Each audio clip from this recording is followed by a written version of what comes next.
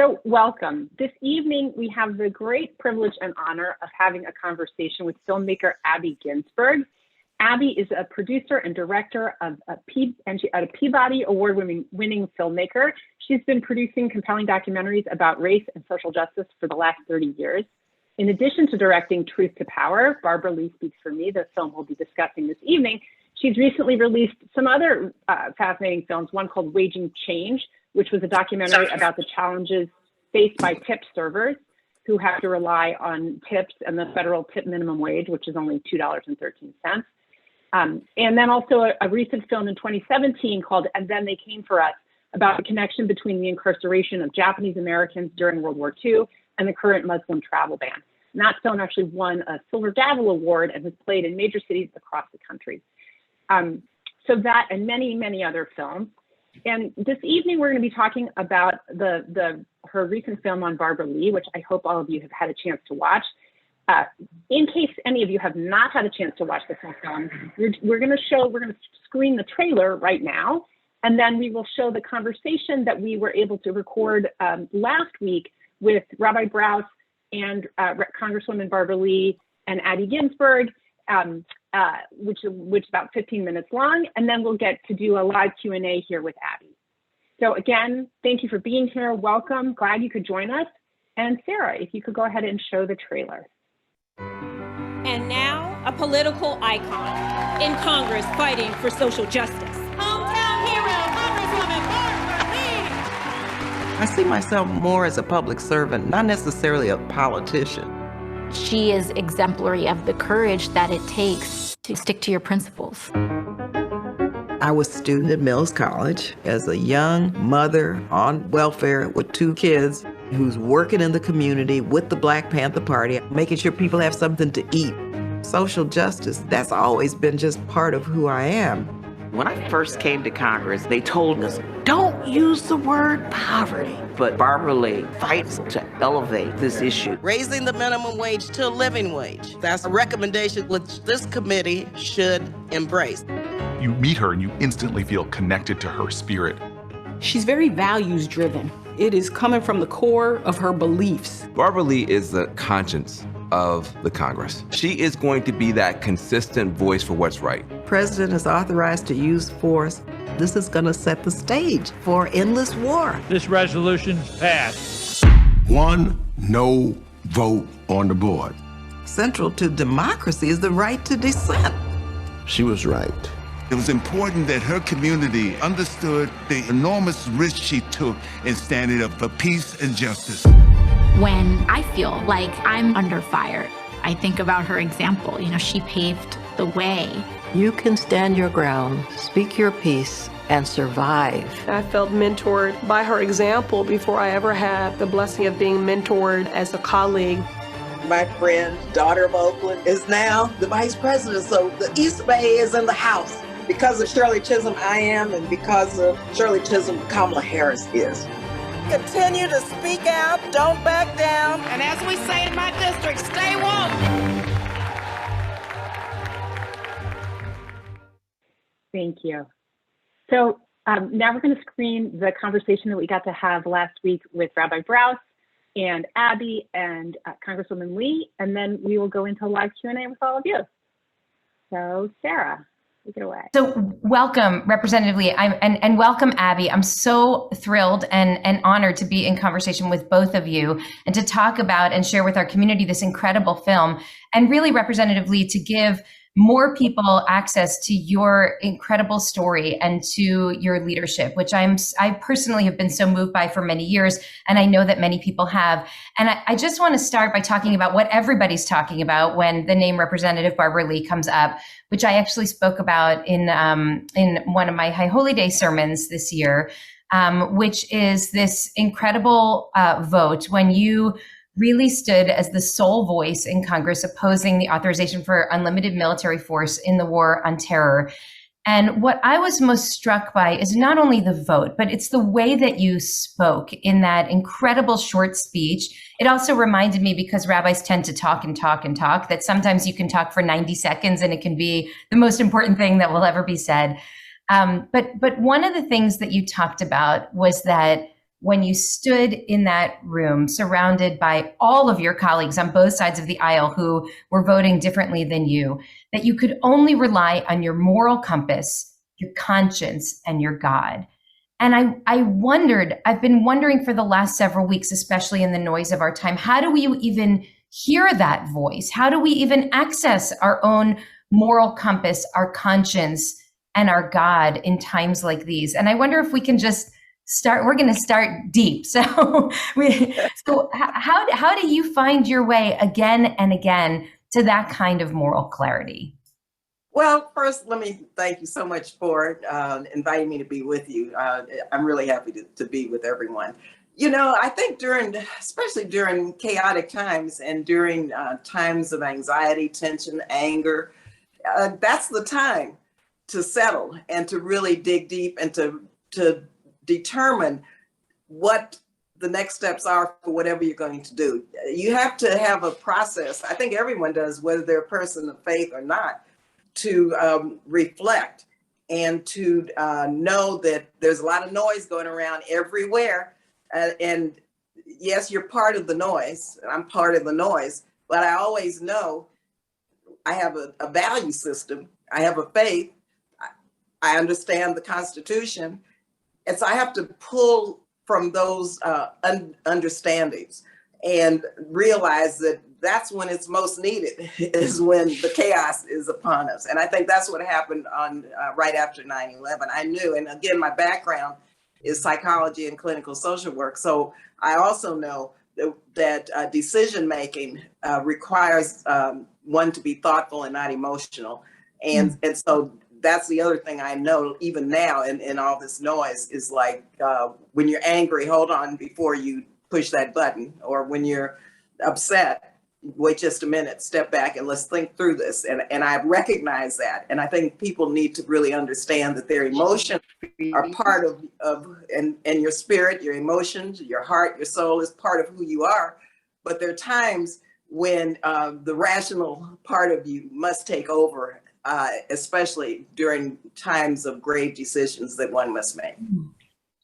I think that's so incredibly important. And it's so hard for us to press pause, especially when we're in grief and in trauma, like the country was in the aftermath of 9/11. And now, and I think it took 20 years for people to really understand and appreciate what it meant for you to have that kind of clarity in that moment. I know that still not everybody agrees with the position that you took, but I read a piece in The Atlantic from someone who went into the archives and started reading all of the letters that came to you for people who were expressing their outrage. And I know that there were numerous death threats and all kinds of hate that was thrown your way. And I'm sure that was incredibly painful. And I'm sorry that you had to receive all of that. And I also read that there were letters from people who already could see the wisdom in what you were doing and understood that the actions that we take now aren't only for the immediate moment, but they're for the future. And so I so deeply appreciate your ability to pause. Can I ask you a little bit? You talked about your background in clinical social work, and I know you were in psychiatric social work, and I think that does give you a unique perspective in Congress when it comes to a lot of the questions that are facing the country. Looking at questions of poverty, for example. I mean, you speak of the trauma of poverty in a way that very few other people do. And I wonder if you can talk a little bit about what you think social policy in America should look like from somebody who really has an understanding of a social worker's understanding of the world. When we really see the way that the policy decisions that are being made in DC actually impact real people's lives. What could we imagine that might be possible from a policy standpoint that could help us envision a different way of being citizens of this country together? Well, thanks for that. And I have to go to one scripture: do unto others as you would have them do unto you. And that really is a very powerful Bible verse, because I want to do for everyone what I would want them to do for me. And that drives me. Now, I am a Black woman in America, and being an African American, being a woman, I know what racism and sexism, white supremacy, and systemic racism is. And very personally. And I don't want anybody else to experience what I've experienced, what Black people have experienced, what women have experienced. So what drives me in social policy is if there's an inequity there, or if there's a gap there, or if there's damage there that has to be repaired, then we've got to do that. That's why I support reparations, repairing the damage. You talk about generational trauma of African Americans. I mean, it's like, come on. Their DNA changes over the years. Slavery lasted 250 years. My grandfather was born in 1875, 10 years after Juneteenth. My great-grandmother was Fanny DeCrow, but she was born enslaved around Galveston, Texas. I didn't know her, but I know those stories through my mother and grandfather and what have you.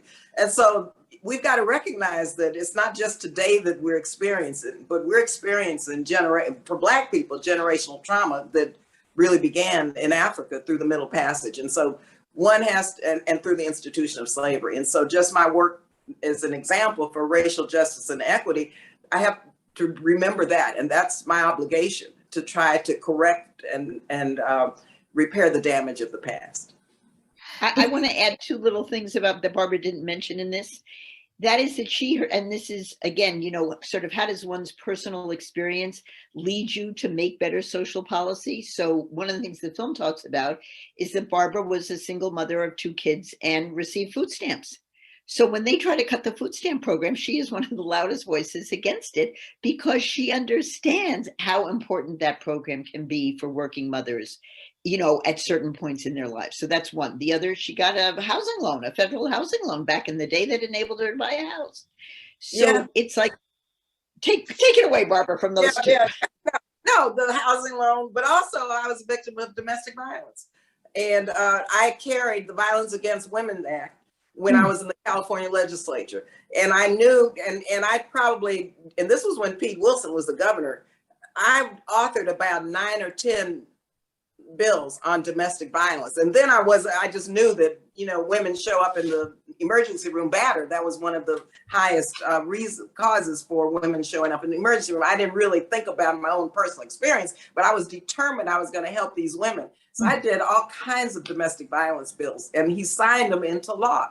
And then, now just on the abortion front, I remember the days of back alley abortion before Roe versus Wade. At 16 years old, I had a back alley abortion in Mexico. Fortunately, my mother and I had a support system who helped me through that. And so now with what's taking place on the Texas law, it infuriates me. And I'm the co-chair of the pro-choice caucus, but I've had that experience. I know what that means. And so, it's kind of, and I never really liked talking about it until I wrote my memoir. And then Abby, she did this film. She's a brilliant filmmaker, and she knows how to dog people and be persistent, make you do stuff. So I wrote about some of this in my book. So, I talk a little bit about it, but I'm still reticent to talk about a lot of this stuff.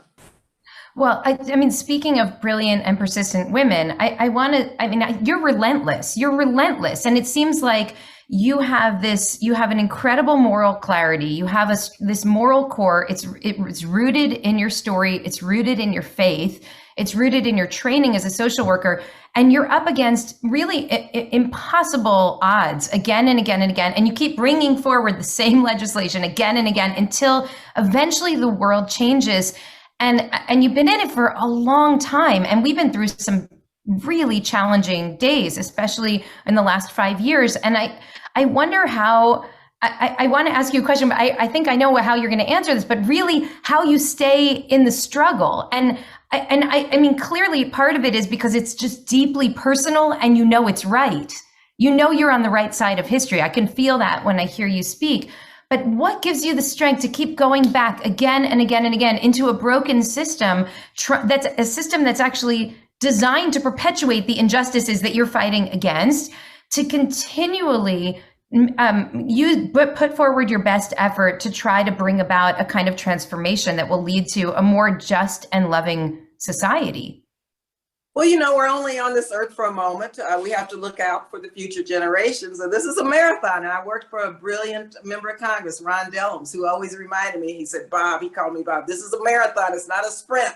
So just stay at it. So you've got to be persistent. And then I always think of my great grandmother and African Americans and the slaves who came here and were enslaved, stolen from my motherland of Africa, brought here to this country, families totally destroyed. That's part of the issue around DNA and generational trauma. And look at what they went through. And come on, it's like, I don't for 1 minute think I can't keep going because there's so many who paved the way for me to just breathe. And finally, I'll just say my story, which was told in the film. You know, my mother, when she was expecting, she needed a C-section. It was time for her to get to the hospital. They would not admit her because she was Black. She almost died. This was in El Paso, Texas. And finally, long story about how she got in, but my grandmother, my great grandmother had been raped by an Irishman. And so she looked like she was white, right? That's what happened with African American women. And so my grandmother said, this is my daughter. And they looked at my grandmother, she looked white. My mother she was fair skinned, but she had green eyes. She was really beautiful, but she didn't look exactly white, but she was lighter than myself. So my grandmother had this big fight. They finally let her in at the hospital, okay? But they did not do anything but leave her in the hall on a gurney, and she became unconscious. And someone saw her and said, well, we better figure something out. It was too late for a C-section. She pulled her in, and it was into the emergency room. And they didn't know what to do because it was too late. She was unconscious. She almost died. So they ended up, this is a true story, delivering me using forceps, pulling me out. So I almost didn't get into this world. So I almost didn't breathe, okay? I almost died in childbirth. My mother almost died in childbirth. So everything else is uphill for me. Well, that is an incredible story. And I know your time is really short, and we're so grateful to you for making the time for this. I want to tell you, I told you that I started High Holy Days I quoted you on Rosh Hashanah, and really was trying to query what it is that helped you find that kind of faith, and that kind of moral core. And on Yom Kippur, I talked about angels. And they're just two pieces I want to tell you, because this story of your mother's childbirth makes me think about this. But this is from the Midrash. This is about 1,500 years ago. This text was written that says that every single blade of grass in this world came into being because there were angels on all sides of it that were whispering, grow, grow, come into this world. Wow. You have a purpose. And hearing that story about your mother, I thank God that you exist in the world, that you have the voice that you have. I hope you continue to stay healthy and stay as clear as you are. And I hope that you look to us, to our community at Ikar, and to the Jewish community, really as your allies in the work of building a more just and loving country, and really envisioning what a true multiracial democracy would look like, in which every single person can live in full dignity and honor. It is an incredible honor to have you with us here. And I hope you'll come and visit us in person too, next time you're in Los Angeles. Yes, I would love to. I would love to. And just know this interview has been wonderful for me. Again, I have a lot of noise today, and being with you today has helped, settle the noise and get rid of the noise.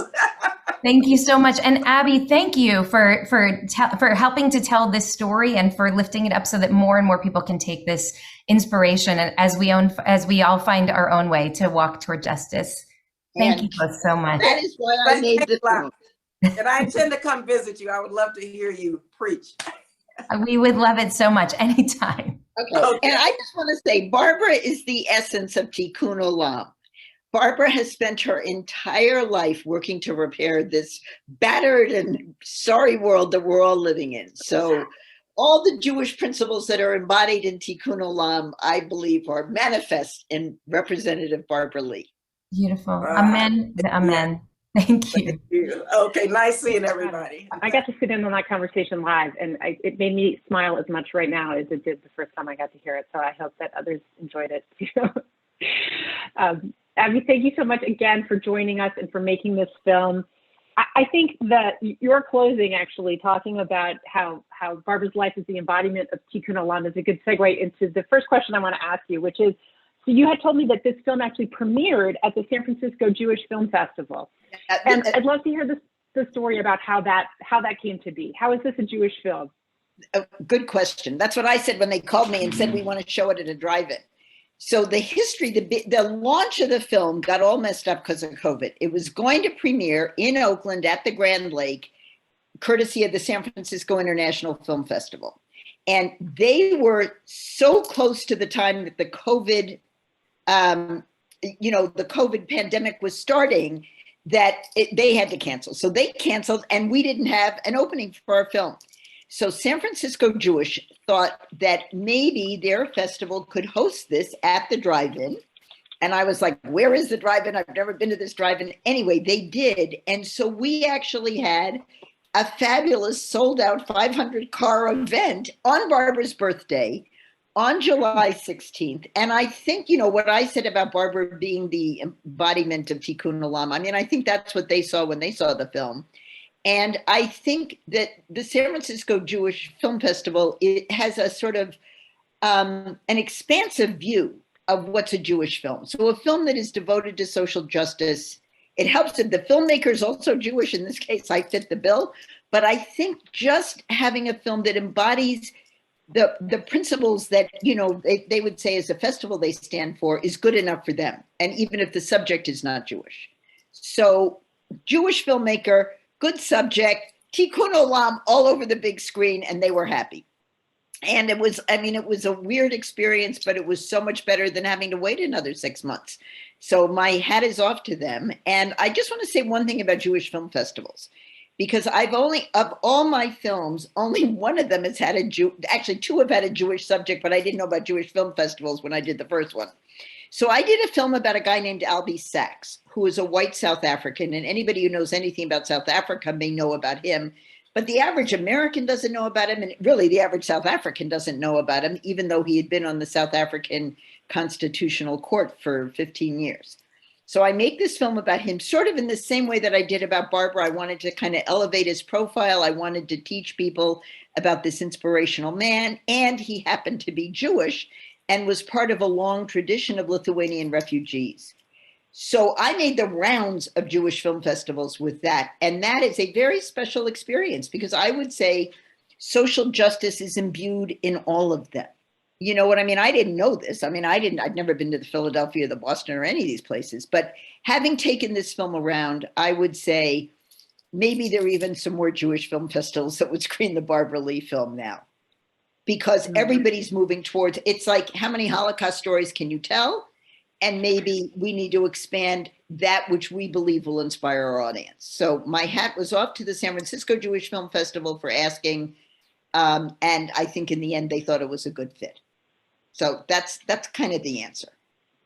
Great. Love that. So let me ask you, did you know Congresswoman Lee well before you had the opportunity to make this film? I'd love to know what your prior relationship was, and then I want to ask about what you learned about her in the process of making it. Okay, so I knew her. I mean, she was my congresswoman, and I went to public events with her, and I'm part of, the people who donate to her campaigns and so on. But I didn't know her well. And so it was kind of a little bit of a stab in the dark for me to just ask her, could I make a film about you? And I did not know this whole thing about how private she is and she hates talking about everything. I mean, I didn't get that until I was halfway through the filmmaking process, when I realized she truly hated having the camera follow her. She was never going to wear a microphone unless she absolutely had to. She looked like it was a dentist coming after her to do a root canal whenever I showed up in any public space. So it took friggin' forever. I mean, once she sort of agreed to it, she didn't really understand that she had to do more than sit for one interview. So, she didn't understand. It's like, look, I gave you 2 hours. What's the problem? And so every time I asked, can we go on a drive around through Oakland? Can I come to a constituent meeting? Whatever I asked her, it was like, I think I'm too busy. So what happened was she would say, Abby would just sort of show up like Zelig. No, I would work out with her staff where they thought there would be some pithy stuff that I could get, like Milwaukee on the anti-poverty tour. And then without telling her, I would show up in Milwaukee because I felt like, the staff knew I was coming. That was all I needed to clear it with. So resistant isn't the right word, because you can see she now sort of is very happy to be talking about her life and whatever. But it took a really long time for her to get comfortable in front of this camera. She's great on an MSNBC news clip or a CBS or any of that. She's fabulous. But she's so worried that she's going to say something that she's going to regret, and then you've got it, and then you can, make her look bad, which of course was never my intent, that she was unduly reserved. And so it just, the film took close to 4 years to make. And the reason was that I had to be patient till she kind of warmed up to the idea of me making a film about her, even though I couldn't have started unless she'd signed a consent agreement. So it was odd to me that she was so slow to get on board. Usually people get on board a little faster than she did, but I just waited her out. And I think she would say that was, enough time for her to build enough trust to let me tell her story. So when you I don't know what started, else. because it took you 4 years to make it, I'm curious about how the narrative arc of it, like what you imagined it would be at the beginning, as opposed to what it was at the end. Really a good question. Okay, so you have to sort of remember back to 2016, which is when I think I started it. I mean, I started this film with an interview, and I had the idea probably in 2016. It may have taken me 6 to 9 months to get approval from her. Then my first interview with her, which was the first thing I shot, was in March of 2017. Okay, so Trump is now president, and we have not yet gone through the election of 2018. So my frame is, I am going to tell the story of one of the most progressive people in Congress. She's going to be the role. I'm creating a role model here for everybody who's going to think about running, et cetera, et cetera. Well, what I had no idea about, because I'm totally sort of divorced from people who are actually running for office, is that we would see so many progressive women get elected in 2018. So that frame totally had to shift. And it shifted to sort of a mentoring frame. That's how you get AOC in the film and Ayanna Pressley saying, Barbara definitely influenced me. And I thought long and hard about what she's done when I have to think about what I'm doing. Okay, well, I don't know that I'd ever heard of Ayanna Pressley or AOC prior to that election. So that changed that frame big time. And then Cori Bush gets elected in 2020. So a lot of progressive women have now been elected, and my film still isn't released. So we have to, and then my film is released after Kamala Harris basically is inaugurated as vice president. So all those things really shifted. I mean, it didn't change, Barbara's history is Barbara's history. But I needed, the question was, why did I, at the last minute sort of put that stuff in the film about Kamala Harris? And the answer is, Barbara was the co-chair of her campaign. Barbara really thought it was important that there was an African-American woman who had just become vice president. She's known Kamala for probably 30 years, et cetera, et cetera. So it was like, wait a minute, you still have 5 minutes to stick this in the film? You got to get it in there. And who anticipated the Black Lives Matter uprisings? Well, that had to be in there because she was part of all that. So in the same way that she was part of the Kamala story, she was also part of the Black Lives Matter story. So every time I thought the film was kind of more or less done, something else happened in the larger political landscape that forced me to go back into the edit room. I mean, we didn't have a finished film yet, but I felt like this film needs to be as contemporary as possible. And because it's taking me so damn long to get it out, and then COVID on top of that, I had a little bit of leeway to put in a few more things that would not have been in there. And I think personally, it makes the film feel a little bit less dated. So I'm grateful that I actually had the time and the ability to get a little bit of that in. Yeah, that's really interesting to hear. And I'm thinking too about, the film coming out right now, of course, at the moment of, it's been 20 years now since the first authorization for use of force and the beginning of the war in Afghanistan and the beginning of the forever wars.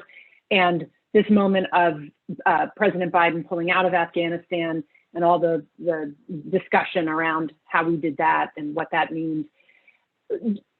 I'm sure you didn't imagine this film would be released at the moment when we would be doing that. No. What do you think about that and Barbara's role in it and how the film tells that story? Okay, well, what I think is the film is, kind of dovetails with all the other press Barbara has been getting recently. So, once people realized, oh, she was the one no vote. I mean, a lot of people, you say her name, people still don't know who we're talking about. But as we got closer and closer to 9/11, and the film was released on August 20th. So what is that? That was 21 days. It was literally 3 weeks before the 9/11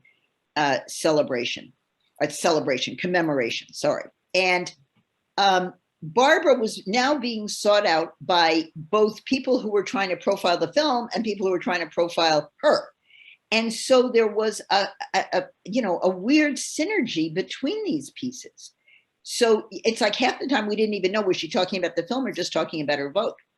But there was a tremendous amount of attention kind of directed to her, and I think it was all for the good, because part of my goal in making the film, again, which I started so far, before we were thinking about the 20th anniversary of 9/11, was to raise her profile. I feel like people need to know who this woman is. I feel like I am so lucky to be represented by her.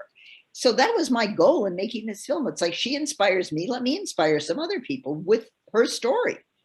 And then bam, all this stuff sort of comes together in the media. And so I would say it was a little bit of a perfect storm that worked to both the film's advantage and to her advantage in terms of getting her better known. So that's how I saw it. But we did not, I don't know. When we chose the date August 20th, we chose the date not because it was 3 weeks before 9/11, but because Congress was out of session, and if we needed to do media, Barbara would be available. That's why we chose it. I don't know, we were like not planning this quite right, but I think it was fine. I think the synergy worked, as I say, both for her and for the film. Yeah.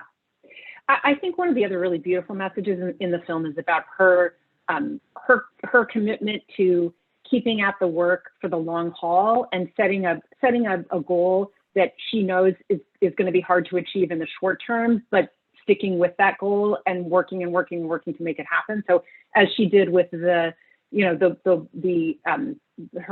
bill to end the permanent state of war that we've been in and the permanent use of force authorization, which absolutely finally passed. And she's still trying to get rid of the Hyde Amendment. She's been on that one for 20 plus years. So she is and reparations, right? And child poverty. Like, I think about her work on child poverty. Really, much of that is actually getting rolled into a little bit into the COVID relief bill. And if it happens, the reconciliation bill that Congress is considering right now would really do a lot, that building on the work that she's been calling for the last 20-some years in Congress. Absolutely. Just yes to all of that. And her answer about, why am I in no way tired? She says, I'm a Black woman in America. I have to keep fighting. And she does keep fighting, and she does it quite good humoredly, however you say that word, with good humor. She doesn't whine. She doesn't feel sorry for herself or for her issues. It's like she just puts on her jacket and goes out to fight another day. And that's really a great attitude for the rest of us who maybe get worn down by let me say, how long have I been fighting for abortion rights? I can't believe I was protesting last Saturday again. I felt like the entire weight of my life was coming back. But it's like, okay, this is the task we've been essentially given, and we just better get out there and be good humored about it, because, that what other choice do we have? I think that's kind of what she sort of stands for me.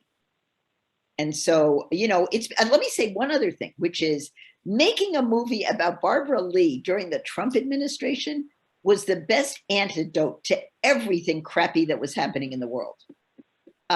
Because I was like, the rabbi said she was on the right side of history. Well, she was on the right side of every issue every day. And so if my job was to kind of track what she was doing and think about the issues as she thought about them and so on, it was a great game plan for not going crazy and not spending too much time worrying about what Trump had tweeted and blah, blah, blah. So I felt like I was on the other side of the net, really thinking about how do we deal with some of these problems from a much more positive, frame of mind. And I think it really helped me get through 2016 to 2020. I didn't choose it for that reason, but I think it had some very positive health benefits for me. I love that. Well, I want to make time for our audience to ask questions too. So folks, I encourage you, I think we're a small enough group that if you just raise your actual real live hands, I'm pretty certain I'll be able to see them. And if not, if you can raise your hands on Zoom, we'll grab you that way too. I'm just going to switch to gallery so I can see people better. There we go. Come on, people. Okay, there's a hand. Dan, bring it. What do you got, Dan? Okay, well, Abby, thank you so much for this really inspiring movie. I went to school in Berkeley. I remember Ron Dellums as a congressman there many years ago. And one thing which you mentioned that struck me was that she had these mentors in Ron Dellums and Shirley Chisholm. And then now she's playing that role.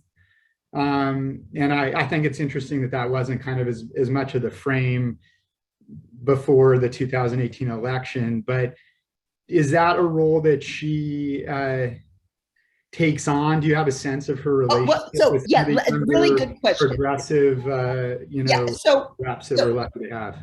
When we get to the civil rights section, where you see her getting off a bus and you see all those kids talking in churches. Okay, I thought that was going to be my point about mentoring the next generation, because I had filmed that before, the 2018 election. So I thought that was going to be my point, that she's part of something called the MLK Freedom Center, and she takes these students. She's the only member of Congress who gets to bring like 10 students of color with her when she goes to, Birmingham, Selma, Montgomery, et cetera. And they're all inspired by it. And then they all, kind of take what they've learned and, kind of become activists themselves when they get to college, et cetera. So I thought that was going to be her role of mentoring the next generation. So I was always interested in that. What I didn't know that I would have is such compelling, colleagues of hers to get on camera. So her role as a mentor is really important. And she's a mentor in different ways. She helped get the funding for this center that's up at Merritt College. And as I say, she takes the kids, and then she created it's a lecture series run by her and Elihu Harris through the center, where the kids get to sort of choose who the speakers are and get to run the show. So she is, very tied inside the community to helping teach people leadership skills, and she's kind of created a big frame around that. So yes, there was always going to be something about mentoring, but I didn't know I'd get AOC and Ayanna Pressley in my film. So that was the surprise. But she's very interested in helping the next generation. I don't know what she's going to do about, the big question that comes up for everybody who one day, we're hoping not everybody's going to overstay their welcome, maybe like Dianne Feinstein. You want to know who's next. I mean, I kind of want to know, and I don't know who could replace Barbara. You know what I mean? It's like, I'd like to feel like the bench was a little bit more visible to the rest of us, because you want to kind of meet some of the people. I mean, she's just like Dellums was almost impossible to replace. And then they got Barbara, and it's like, wow. Well, I feel like she's a little hard to replace, but maybe there's somebody I don't know, or somebody I haven't thought of, or whatever. So, you know what I mean? It's like, I'd like to see who's coming. We've got an issue with Feinstein, and it could be Barbara for Feinstein.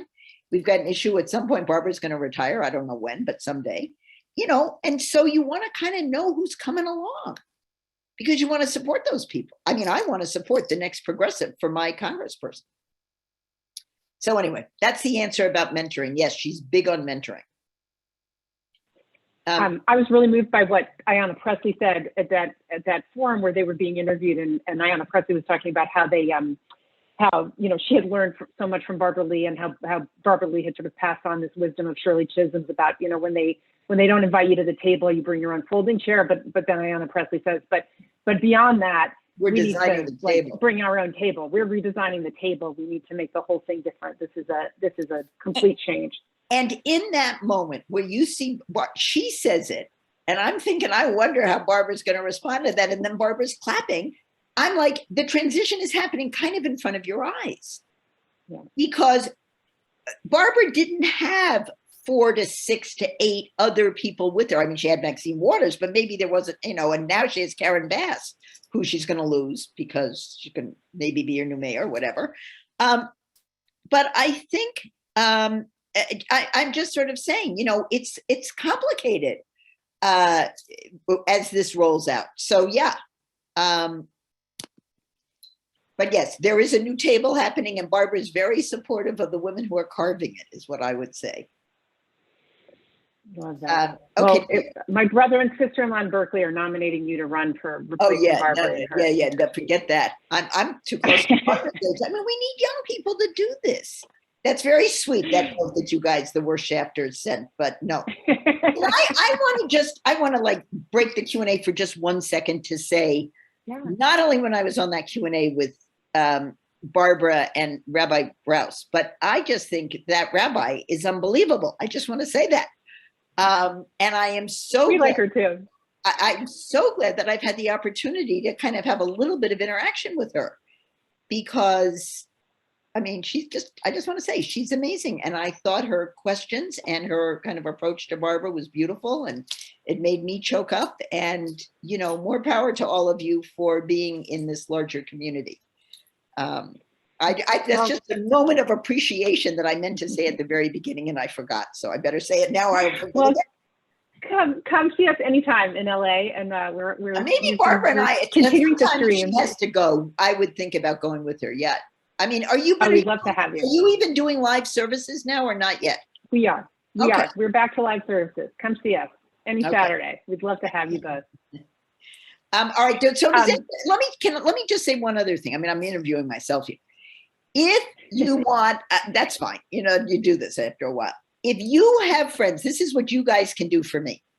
I want people to see this film. My whole goal in making it is to share how fabulous Barbara is with a wider audience. The way that you could tell, each of you could tell 5 of your friends, you got to watch this movie, she's fabulous, and you've never heard of her, is that it's on Amazon Prime. So all you need to know is the name of the movie and Amazon Prime. And if you Google it and tell them, don't buy the DVD, just go to the streaming thing. But literally you Google Barbara Lee, Speaking Truth to Power, plus Amazon Prime. Tell them not to stop at the DVD page, but to click on the streaming thing on the side. Anybody can watch this film at home. And I am strongly recommending and asking actually for help in getting the word out about it, because, I've done a good job promoting it in the Bay Area, but I don't know anybody in LA. So I depend on you, to think about the people who, and especially the younger women who could be inspired by this. Because I really feel like it's a whole different world than the one I grew up in, where we all poo-pooed politics. And, people like Barbara have paved the way for people to think more positively about being able to make a difference in the world of politics. So find 5 younger friends of yours that might be inspired by this. That is, and I appreciate it. That's sort of what you could do for me. I see Emily's got a hand up. Emily, do you want to unmute? There you go. I just want to make sure that Abby knows that she's invited to come to our services online. It's super convenient, and she'll get a real feel for. Oh, that's easier. It's a lot easier too. Do it in your pajamas. It is. Okay, so is it? What's the thing? What is the ecar.org? Ecar.org. I can. Okay. We'll talk offline. Yeah, but ecar.org, and you can find us there. Susan, I see you've got a hand up. We have hundreds of people I just wanted to do that. I just wanted to say how great this was, and I really thank you, Brooke, for helping us put it together. And Abby, I'll get you all the information on how to watch the services. Oh, good. Okay, you also have a question saying, could this be announced to the eCar Weekly easier than signing up on Eventum, which I think I'll send whoever I'm supposed to send the link to Amazon and to iTunes. Yeah. I'll send you an actual link and you can put it. It's like, if you miss this, go watch it at home. Good deal. Good deal. Yeah. Okay. So I think that's the way to go. Is there anybody else have a question? I think we did it. Oh. Well, Abby. Oh, now we got somebody. Lori's got a hand up.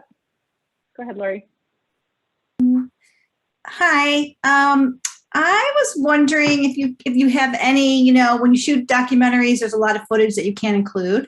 So I was just curious if you had any juicy, good anecdotes of material that you left in the cutting room.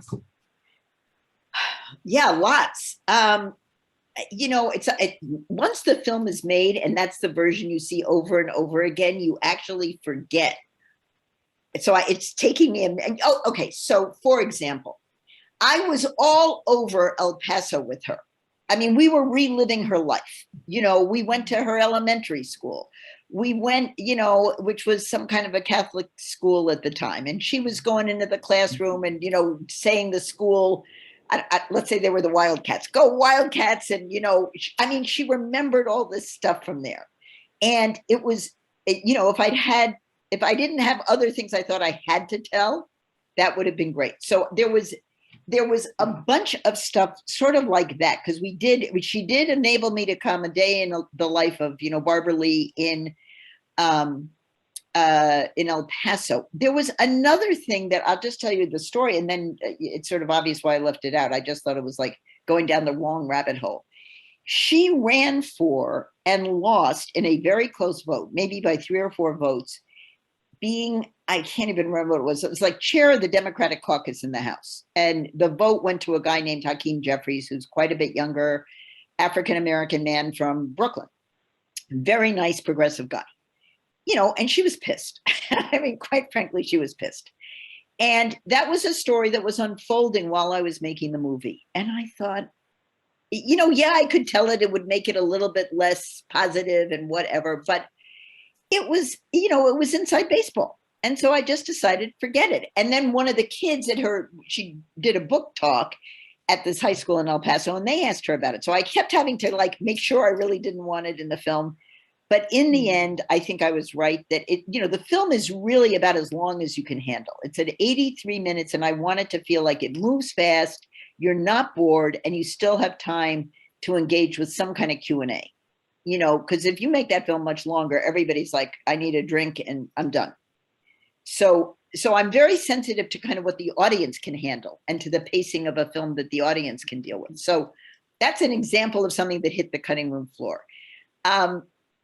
Okay, so here's something that didn't hit the cutting room floor that I had this is the other part of the question, how did the film change? It is November of 2019, I guess. 2019. And I go to my office and I get my mail. And in my mail is an invitation to a wedding. It says Congresswoman Barbara Lee to some guy I've never heard of. And I have to read it 4 times because I'm like, okay, it's one thing that she's private. It's another thing that I've been documenting her life for the last 4 years, and she's getting married and I don't even know she has a boyfriend. Come on. So I call her family and I'm like, what is going on here? And they said, you are not alone. She didn't tell us. She didn't tell her son. She didn't tell anybody, but come to the wedding. I mean, I got invited to the wedding as a, friend. So I'm like, okay, you're getting married. Let me try to wrap my mind around this one. I mean, she's, as they say in the wedding sequence, you've been a certified single woman for 20 odd years. I knew she wasn't looking to get married. And suddenly she's walking around with a rock on her finger. I'm like, what happened? So as I I learned more from her husband than I did from her about how the whole thing happened. But they had a kind of long distance courtship on the phone. Barbara was in Washington. He was here. They started talking. They didn't really know each other. And then they realized that they had this very similar trajectory in their lives and in the path that brought them together. And he is like a lovely human being and a wonderful husband. And I'm so happy it happened. But let me say, I did not know how I was going to end this film until I went to the wedding. And I said to Barbara, are you going to film it? Film it. Why would I film it? I hate cameras. I was like, okay, well, if you don't tell me I can't, then I'm going to film it. I mean, I didn't hold the camera, but I paid for somebody to film it. And it's my favorite scene in the film. Because I think that, we go through everything that's been hard with her. And suddenly we're in this moment of, kind of pure joy. And so, I mean, I couldn't have foreseen that. Just like I didn't foresee the election of 2018. I definitely did not see my main character getting married before the end of the film.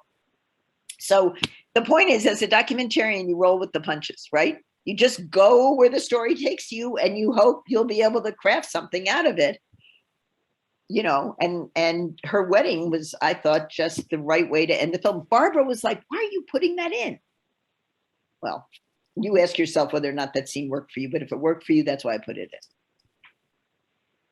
So, I liked it. So there's less on the cutting room floor that was unexpected or whatever, and more in the film that was unexpected. So this is a film where you get to see the stuff that I wasn't anticipating. That's not often the case. So yeah, so it's a very good question. The answer is just reversed for whatever reason.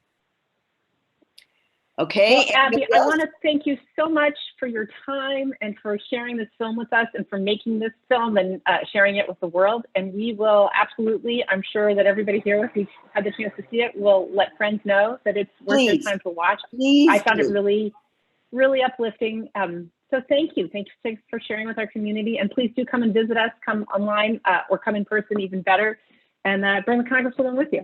Well, and thanks to everybody for having us. I'm so glad this worked out. So thank you. You were a fun audience. So, okay, thank you all. And we'll be in touch. Thank you, ladies and gentlemen. Bye. Take care. Good night, everybody. Thanks for being with us.